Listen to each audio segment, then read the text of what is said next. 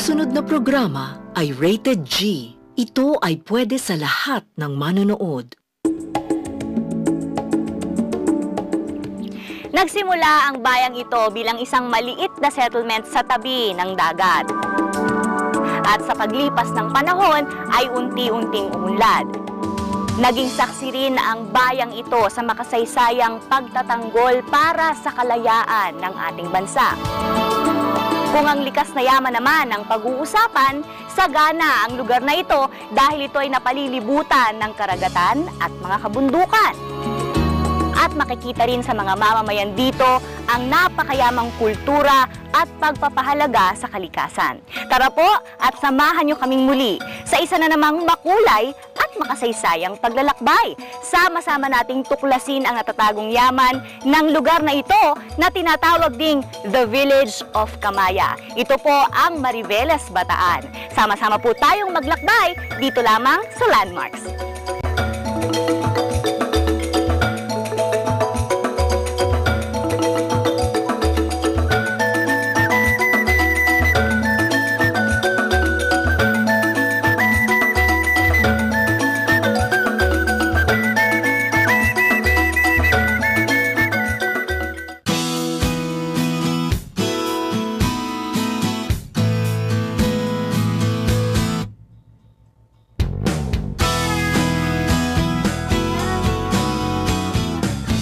Isa ang lalawigan ng Bataan na malaki ang naging bahagi at naiambag sa kasaysayan ng ating bansa. Kilala ang lalawigang ito hindi lamang dito sa atin sa Pilipinas, kundi maging sa ibang bansa dahil isa ito sa naging sentro ng digmaan, labanan at kabayanihan noong World War II. Saksi ang lalawigang ito sa katapangan at kadakilaan ng mga sundalong Pilipino at Amerikano na buong tapang na ipinagtanggol ang ating bayan upang makamit ang ating kalayaan. At dito sa bayan ng Mariveles naganap ang isa sa makasaysayang labanan sa pagtatanggol sa mga mananakop na Hapones at dito rin nagsimula ang kalunos-lunos at kakilakilabot na larawan ng nagdaang digmaan, ang Death March.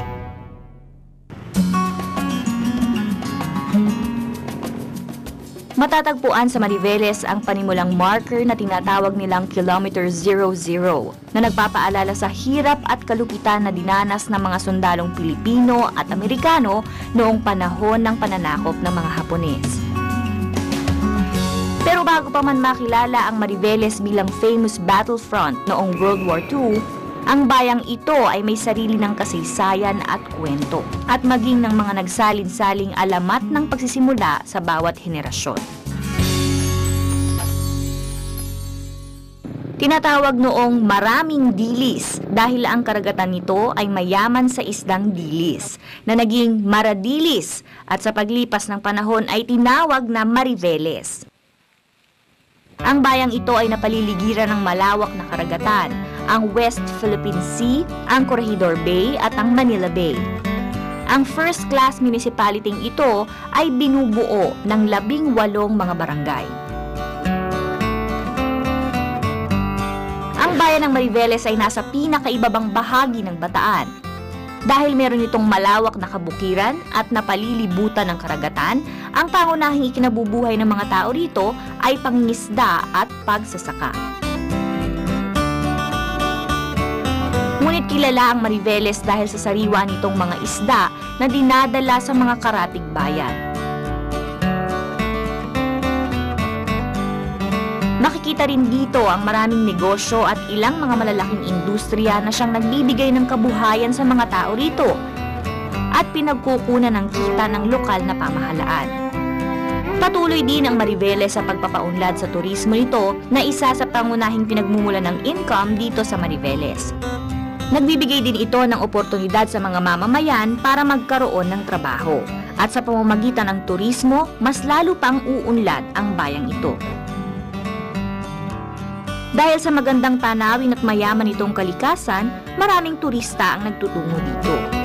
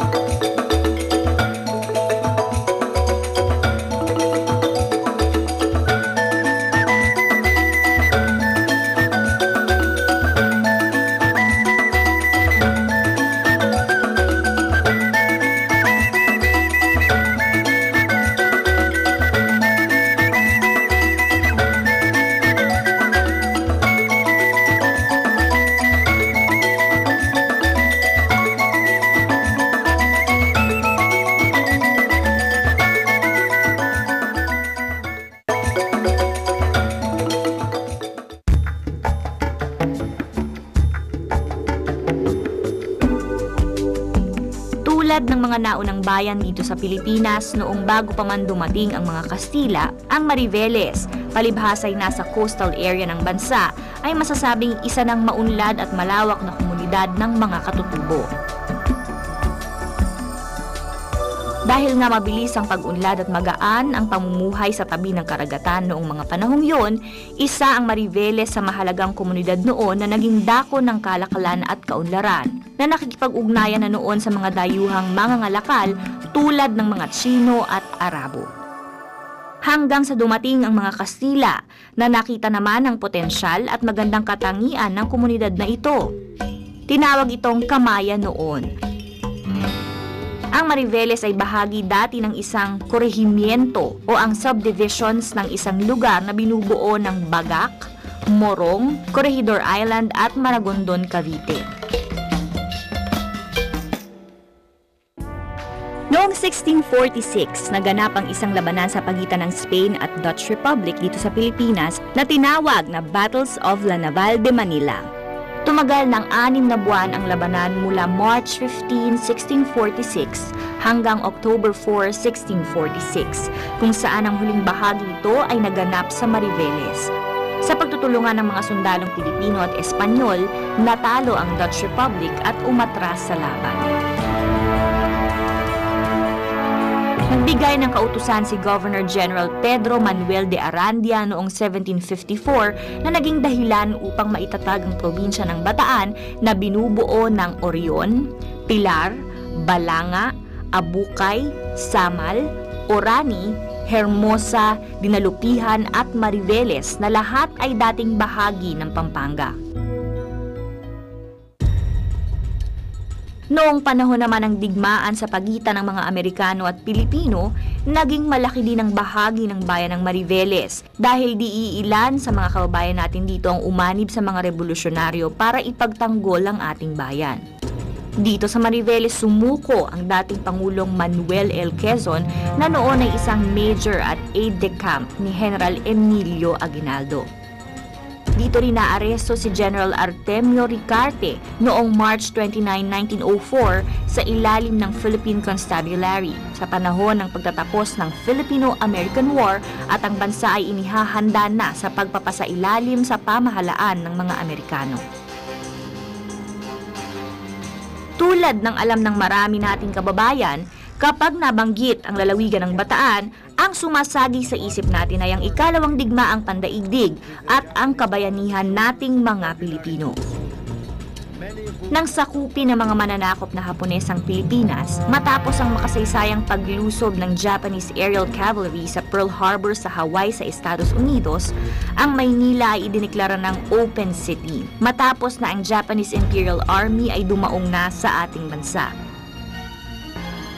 Ang pagtatanggol ng mga sundalong Pilipino at Amerikano ay na-concentrate sa Bataan at Corregidor. At di ilang madugong labanan ang naganap sa pagtatanggol.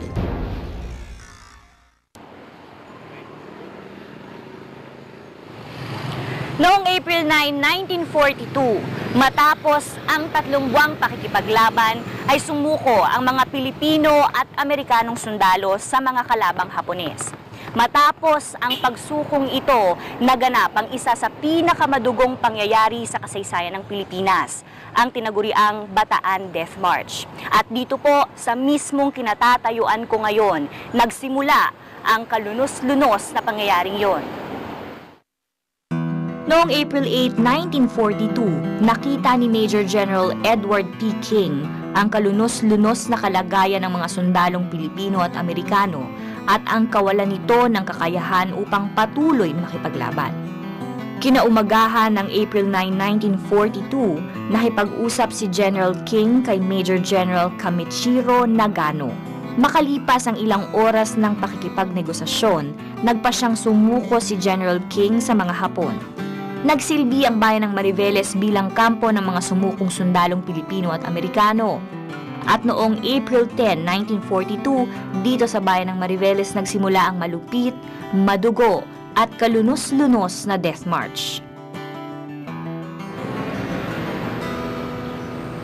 Ang shrine na ito kung saan matatagpuan ang tinatawag na Kilometer 00 ay itinayo noon pang 1967. Ito ay itinayo upang alalahanin ang kagitingan ng mga sundalong Pilipinong nakipaglaban para sa kalayaan ng ating bansa.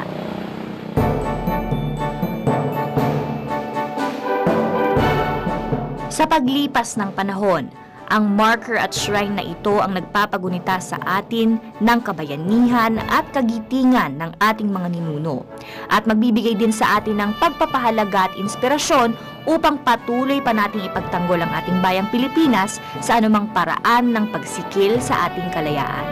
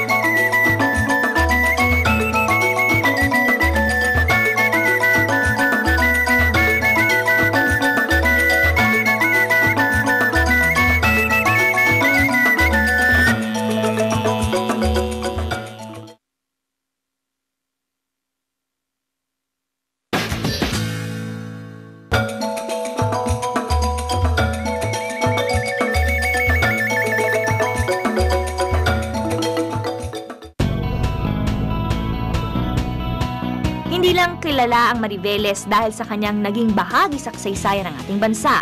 Unti-unti na ring nakikilala ang Mariveles dahil sa mga ipinagmamalaki nitong mga tourist spots at mga interesting places na akmang-akma sa mga kababayan at dayuhan na nagnanais ma-explore ang kagandahan ng ating bansa. Ang Mariveles ay ang lugar na tamang-tama sa mga kababayan nating naghahanap ng adventure at mga mapagmahal sa kalikasan. Gusto niyo bang mag-relax matapos ang biyahe? Gusto mo ba ng natural therapeutic massage? May isang lugar dito sa Mariveles na madalas puntahan ng mga turista dahil isa itong natural hot spring. Ang Balon Anito Hot Spring. Actually, ano yan sulfuric siya, yung kanyang water. Opo. So, dito pagka yung paumaga, yung bukang liwayway, Opo. marami kayong makikitang naliligo dyan. Lalong-lalo na yung may mga problema sa skin. So, doon, may pinakaupuan doon pwede nga maupo doon. Lalo't pagka umaga. Kaya lang, pagka ganitong panahon, napakainit, mainit din ang tubig. Opo, sobrang init po yan. Oo. Kailan pa po natin na-discover itong hot spring na ito? Ay, yung mga matatanda po rito, talagang inabot na yan. Opo. Talagang nakagis na po namin yan. Paano naman po natin mini-maintain? Kasi syempre, it's a public place, wala pong nagmamayaring pribado. Paano po ang nagiging maintenance niya para mas mapakinabangan pa natin? May itinalaga po kami rito mga utility Opo. na siyang nagme-maintain ng kalinisan nito. At yun nga po, napakaswerte po namin sa bayan ng Mariveles dahil may ganito po kaming lugar na Opo. pasyalan na kung saan tinawag nga pong Barangay Balon Anito. Opo. Dito rin po hinango yung pangalan ng barangay namin na Balon Anito. Kaya kung nais ninyong mag-relax bago patuloy na mamasyal sa bayan ng Mariveles, dumaan kayo dito sa Balon Anito Hot Spring.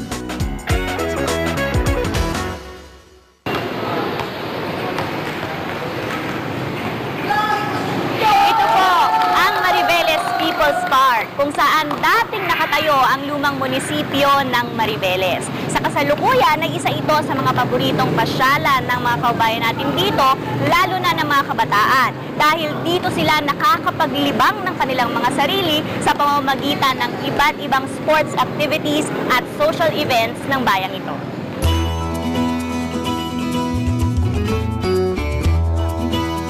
Marami ang magpapatunay sa ating mga lola at lolo dito sa bayan ng Mariveles na ang dakong ito ang pinakasentro noon ng bayan at isa sa pinakamataong dako noon dito sa Bataan.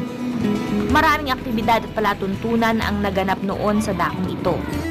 Sa kasalukuyan, matapos ayusin at i-develop ang areang ito, ang People's Park ang sentro pa rin ng paglilibang at pamamasyal ng mga kaubayan natin dito at dito pa rin dinaraos ang lahat ng mga major events sa bayan ng Mariveles.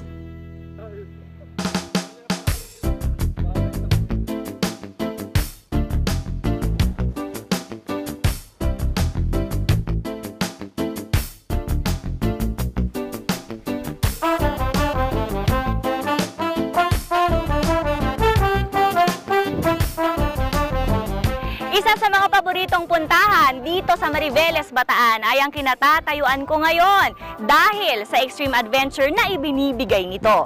Matatagpuan dito sa Barangay Sisiman ang San Miguel Mountain Peak na siguradong nasa listahan ng mga trekking and rappelling enthusiasts.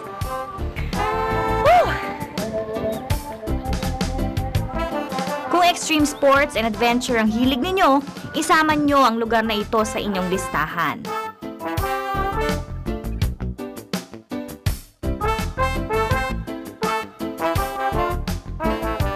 Ang 110-meter rock na ito na matatagpuan dito sa Barangay Sisiman ay isa sa madalas dayuhin ng mga turistang ang hanap ay extreme adventure dahil nga naman sa pag-akyat pa lang, sasalubong na sayo ang mabatong daan.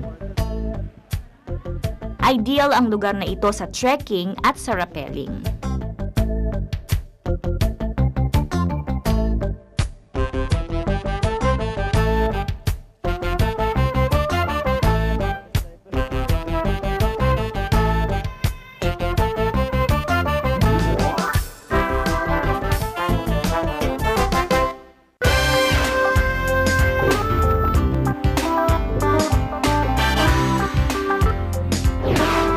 Tinaguriang The Little Boracay dahil sa napakaganda nitong white sand beach. The place also offers different activities for nature lovers, sports enthusiasts, and beach fanatics. It is the perfect place to unwind and relax because of its very beautiful scenery. Tara po at ating pasyalan at ating i-explore ang napakagandang lugar na ito, ang ipinagmamalaking beach resort ng Mariveles, ang Camaya Coast Beach Resort. Camaya Coast is a 350-hectare residential resort and it is an emerging tourist destination here in Mariveles. It is surrounded with hills and forests. At sa dami ng pwedeng gawin dito, hindi katakatakang isa ito sa pangunahing tourist attraction dito sa Mariveles. Paano nga pumunta sa Camaya Coast? From the Mariveles Municipal Hall, go straight after you cross the bridge. Then turn left to General Ricarte Street. Then turn right at the intersection. Tapos ay kakanan kayo sa Barangay Hall ng San Isidro, diretso papuntang Balon Anito. Baybayin nyo lang ang National Road passing San Isidro at ang Balon Anito hanggang sa makarating kayo sa Sitio Wain, kung saan nandun ang main gate ng Camaya Coast. Huwag kayong mag-alala na maligaw dahil may mga directional signs naman kayong makikita leading to Camaya Coast. We need to travel about 5 to 10 minutes para marating ang beach area. Makikita sa beach area ang maraming tropical trees, restaurants, sports center at iba pang mga amenities.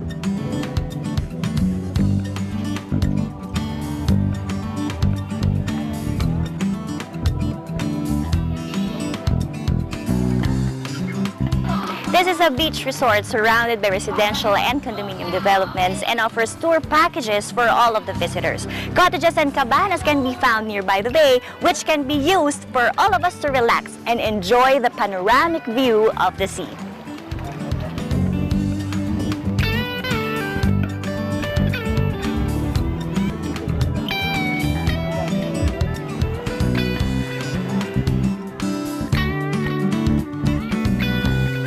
Gaya nga po nagsabi ko kanina, this is the perfect place for us to unwind and relax nang hindi mo kailangang lumayo sa Kamaynilaan. Dahil this place is so majestic, naaakalain mo pa nga na wala ka sa Luzon.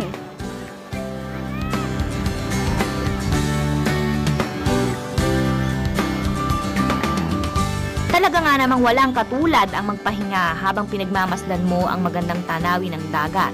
Perfect ang lugar na ito kung gusto mong tumakas sa ingay at stress ng syudad.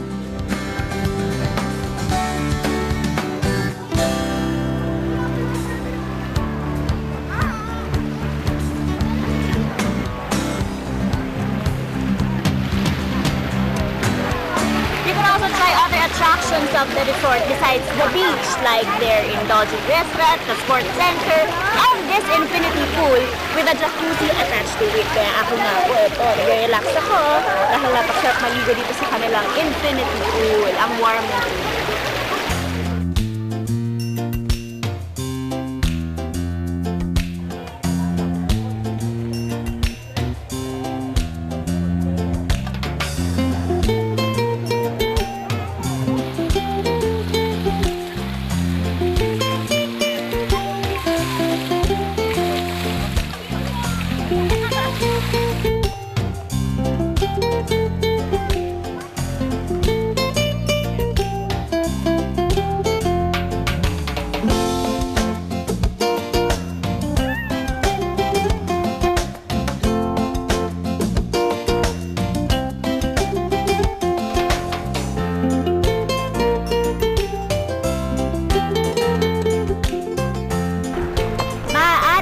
Subukan dito ang ibang activities, iba't ibang activities tulad ng biking, hiking, fishing, marine life exploration, bodyboarding, at marami pa pong iba. Naku, napakarami po niyan. Ito nga susubukan ko ngayon ng kayaking at snorkeling. Kaya naman po, tiyak na sinasabi ko na sa inyo, sulit na sulit po ang magiging pagpunta ninyo dito sa Kamaya Coast. Yay!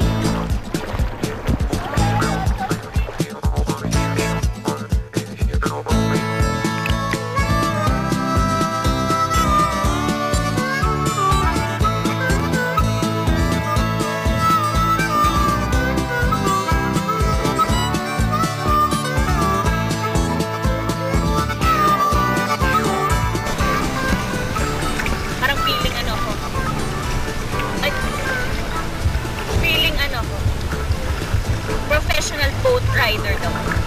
Yan. So dito po sa Kamaya Coast, kaya nga po sabi ko kanina, napakarami po nilang ino-offer na mga adventures. Hindi lang sa mismong beach, kundi sa buong compound ng Kamaya Coast.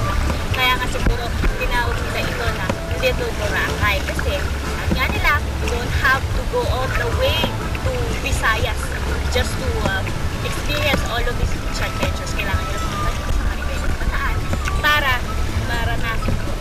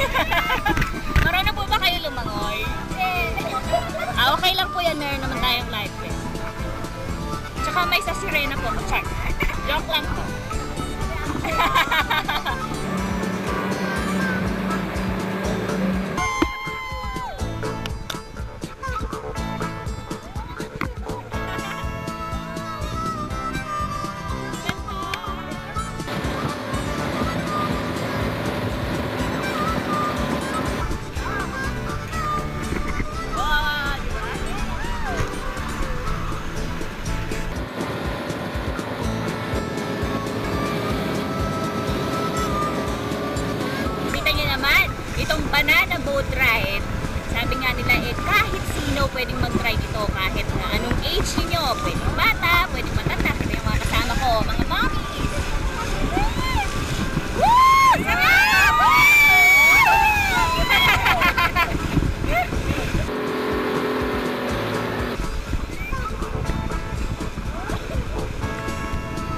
Talagang mag-i-enjoy ka sa pagpunta dito sa Kamaya Coast. At sa dami ng pwedeng gawin dito, sulit ang pagbisita sa lugar na ito.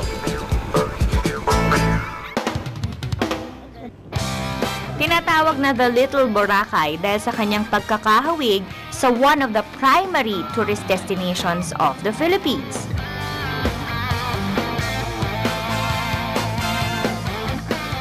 Ngunit sa aming pagpunta sa Kamaya Coast, nakita namin na ang lugar na ito ay mayroong sariling katangian.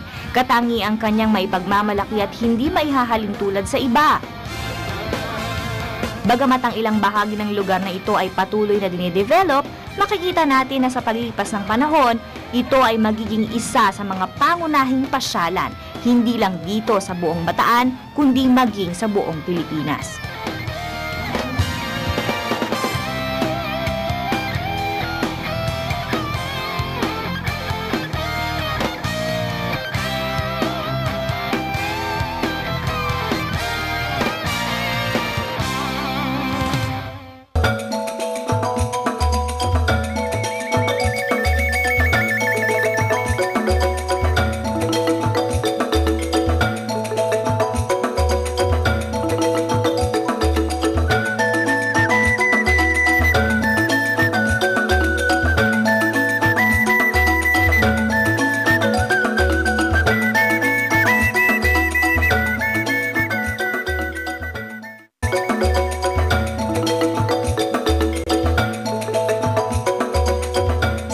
Pasyal sa iba't ibang dako dito sa Pilipinas, hindi pwedeng mawala ang mga lugar kung saan tayo pwedeng kumain at magpahinga.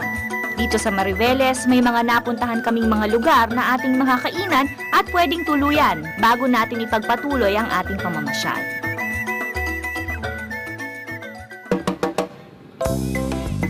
Hindi natin may kakaila na nakaka-relax ang magpahinga sa dalampasigan at ang marinig ang tunog ng kalmadong dagat ay walang katulad. Merong isang kainan dito sa Mariveles na nakilala dahil sa lokasyon nito at sa pangalan pa lang ay malalaman mo na kung saan ito, ang Seashore Restaurant. Ang family business na ito ay nagsimula noong January 1994 na popular hindi lamang sa mga lokal na turista kundi maging sa mga dayuhan. Maganda at nakaka-relax ang lugar dahil nasa tabi ito ng dagat. Hindi ka rin maiinip sa pag-aantay ng order mong pagkain dahil sa magandang tanawin. Yung father ko ang nag-build nito, siya yung nag-isip. Nakita niya kasi yung place before. Parang ano lang to, yung hindi siya develop, maraming bato-bato, damo-damo. Well, actually before, ang gusto talaga ng father ko, parang self-service. Kaya, parang gano'n, self-service. Tapos may naglagay siya ng maraming hugasan kasi parang kamayan, kasi nga tabing dagat. Hindi siya nag-click up yung self-service, kaya binago na rin namin. Sabi nila, gusto nila yung place, kaya lang gusto nila yung may nagsaserve sa kanila. Para mga sabi nila, gusto namin kumain, kaya lang ayaw na namin nung kami pa yung mag-aasikaso sa sarili namin. Pag hindi ka nakakain sa seashore, pumunta ka ng Mariveles, hindi mo mararamdaman na galing ka sa Mariveles. Kasi pag kumain ka dito, makikita mo ang dulo ng korehedor na nakarelax ka, makikita mo yung dagat, yung bundok, na wala sa ibang lugar kasi. Panalo ang mga pagkain nila dito, lalo na ang kanilang mga specialties. Walang iba kundi seafoods, kung saan kilala ang Mariveles at tulong na rin nila para ma-promote ang pangunahing produkto ng bayan. At syempre, palalampasin ba natin ang pagkain nila dito? Aba hindi. Dahil ang kanilang lugar ay napaliligiran ng dagat, syempre ano pa nga ba ang hahanapin natin pagkain dito kundi seafoods. Kaya naman ako po, kahit medyo pagod ako sa pag-iikot dyan sa mga kalye ng Mariveles at kung saan-saan pa pong lugar dito sa loob ng Mariveles, Bataan, masaya ako dahil kakain ako ng paborito kong pagkain. Uy, secret lang po yun na favorite ko seafood. Sarap nito. Tikman natin ang pinagmamalaking mga seafood delicacies ng Mariveles, Bataan. Nandito sa harap ko ngayon ang seafood kare-kare, ang grilled seafoods, at ang kinilaw na tuna. O, ano pang hahanapin nyo dyan? Wala na. Kaya ano pa? Hintayin ko. Wala na rin. Kakain na ako. Tikman natin lahat to. Ito muna.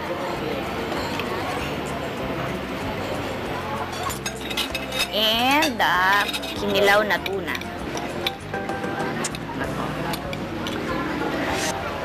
Sabi nga nila, hayahay ang buhay. Harap. Yum, yum, yum.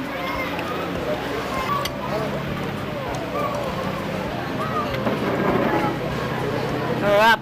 Grabe. Obvious po ba? Speechless eh, no?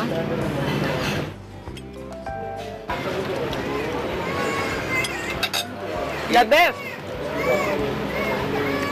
Pero, kung aakalain nyo na mahal ang pagkain dito dahil seafoods ito, dyan kasi sa Maynila, medyo mahal pag sinabing seafoods ang gusto nating kainin sa isang restaurant. Dito sa Mariveles, abot kaya. Dahil nga po gaya ng sabi ko, malapit sila sa dagat at abundant po talaga ang seafoods dito. Isda, alimango, hipon, lahat ng yan nandito sa Mariveles, Bataan. Kain na po tayo! Pusin ko na to! Kaya kung kayo ay pupunta dito sa Mariveles, huwag niyong kalimutang dumaan dito sa Seashore Restaurant at tikman ang kanilang napaksasarap na mga pagkain.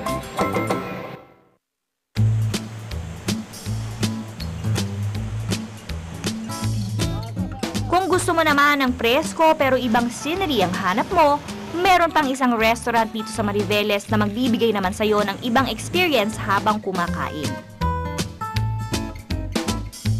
Ang Romalyn Seafood Restaurant.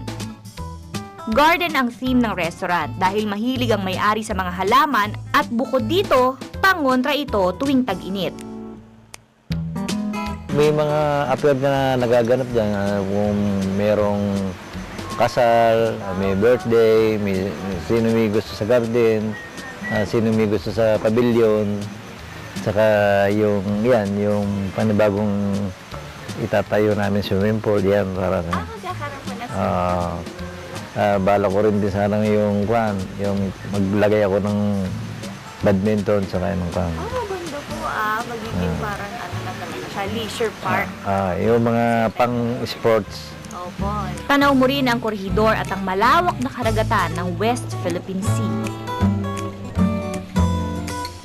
Kung food naman ang pag-uusapan, syempre seafoods pa rin ang kanilang specialty. Mapapasarap ka talagang kumain dito dahil napakaganda ng ambience at napaka-presko. Masarap ang pagkain. Yan ang sinasabi nila. Masarap mag-serve ng pagkain, lalo na kung masasarapan ng tao. Yan nasasatisfy, nasisiyahan. Oras na makaramdam kayo ng gutom sa pamamasyal nyo dito sa Mariveles, alam nyo na kung saan makakahanap ng masarap na pagkain. Dito lang yan sa Romalyn Seafood Restaurant.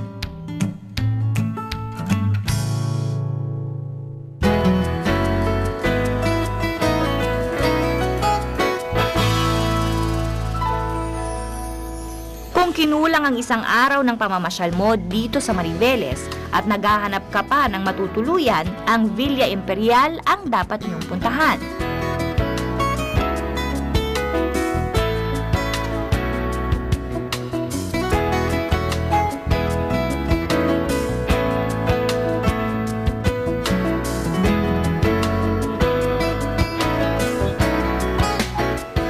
Villa Imperial nagsimula ito 1968. Actually, hindi kami yung first owner dito.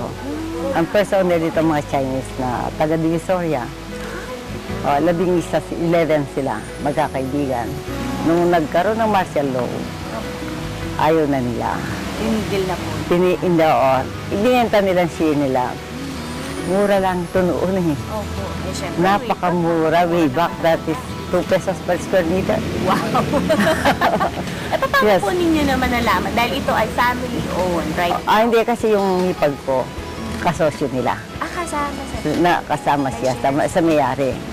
Tigit-isa sa sila, labing-isa sila. Then, yung mga kasama niya, binenta. Ngayon, yung sister-in-law ko, binenta sa aming mga kapatid niya. Dito, nagkuhan kami ng mga scholars. What do you mean scholars? Yung mga dito, yung mga mahihirap na walang kakayan magpaaral, gano'n. 50 na estudyante yan. 50 ng 50 yan. Pero may nag-graduate ng dalawa. Kukuha naman sila ng dalawa para maging 50 ng 50. So yung business niyo hindi just to merely to get money from it? Ay, wala. May mga hanap buhay naman kami. Nasa Divisoria kami. Lahat kami may mga sabihin natin stable job. Opo. No, gano'n. Hindi namamasukan. Pero more on, nasa business kami talaga ng Divisoria. Sa textile kami. Okay. So yun ang inaasahan talaga? Yun ang inaasahan namin. Kaya nga sabi namin dito, kahit na pambili ng asin, hindi kami tumupa dito eh. Talagang ubus-ubus lang. So paano naman natin na-maintain yung lugar? Ayun, yung halimbawa, kamukha ngayon, edi maraming pumapasok. Opo. Yung Doon tayo po. doon, yung mga naiipon doon, edi pagkatapos ng 2 beses magbibigay sa mga scholars, di ba? Yung first semester at second semester, yung mga kwan doon, yung maintenance naman ito. Okay, yung mga scholars po niyo, mga elementary or high school students? College. Ano pa yung mga future plans niyo for Laguna?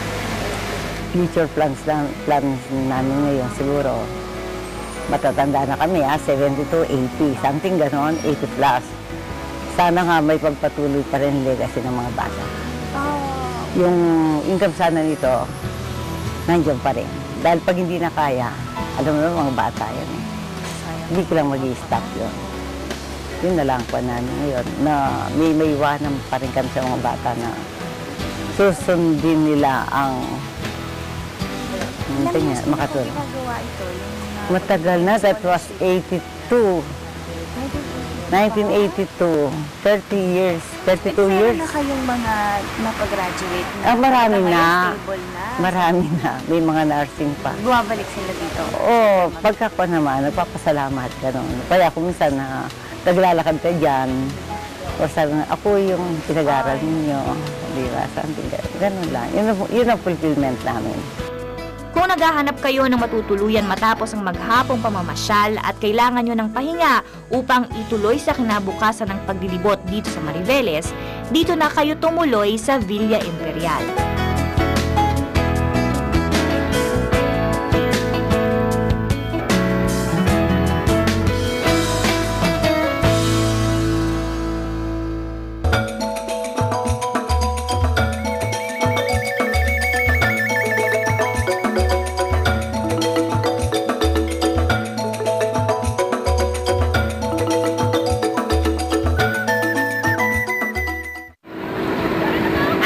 Inaanyayahan ko po kayong lahat na bisitahin ang aming pong Facebook fan page. Maaari nyo rin po kami i-follow sa aming Twitter account at Landmarks TV. Ganoon din po, maaari nyo akong i-follow sa aking mga personal accounts at Twitter and Instagram at Faye De Castro.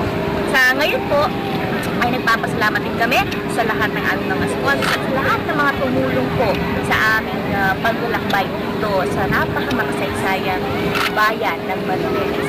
Kaya maraming salamat po lalo na sa local government ng Mariveles, Bataan. Magbabalik po ang Landmarks.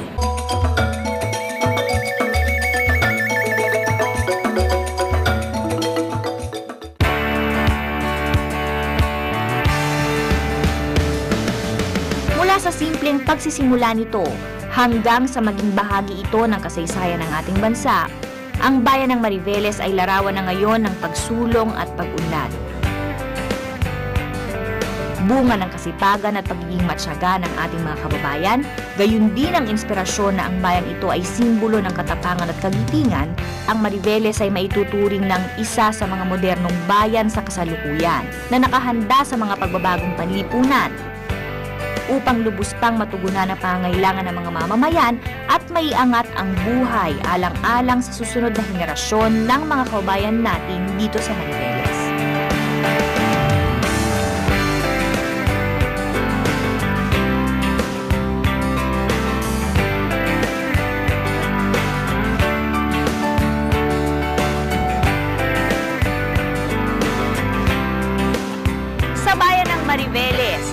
akmang maituturing ang pamumuhay ng mga tao, ay kitang-kita naman ang pagpapahalaga sa likas na yamang bigay ng dakilang lumikha. Hindi rin matatawaran ang kanilang pag-alaala sa mga taong magigiting na nakipaglaban upang makamit ang kalayaan ng ating bayan. At gayon din ang pagtutulungan ng mga residente at lokal na pamahalaan upang magpatuloy pa sa pag-unlad ang kanilang bayan. Sadyang sagana ang Pilipinas sa likas na yaman at gaya ng ginagawa ng mga taga rito sa Mariveles, dapat lang na ito ay ating pahalagahan at pangalagaan. Sana po ay nasiyahan kayo sa episode na ito na inihatid namin sa inyong lahat. Samahan niyo pa po kami sa mga susunod pang paglalakbay ng landmarks upang tuklasin pa ang iba't ibang lugar na kayamanan ng ating bansa. Ako po muli si Faye at ito po ang Landmarks.